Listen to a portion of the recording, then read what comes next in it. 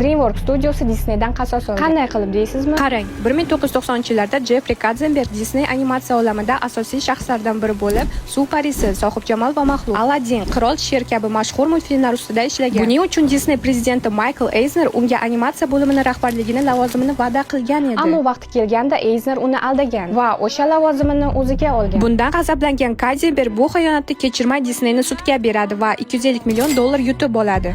Aynan shu pul evaziga u o'zining DreamWorks studiosini ochadi va Shrek multfilmini yaratadi. Shrek esa Disneyga chinakamiga zarba bo'lgan. DreamWorks ochiqchasiga har bir qadamida Disneyni masxara qilgan. Detallarga yuzlansak, multfilmning boshida Shrekning uyqudagi malika haqidagi sahifani olib shu narsani qiladi.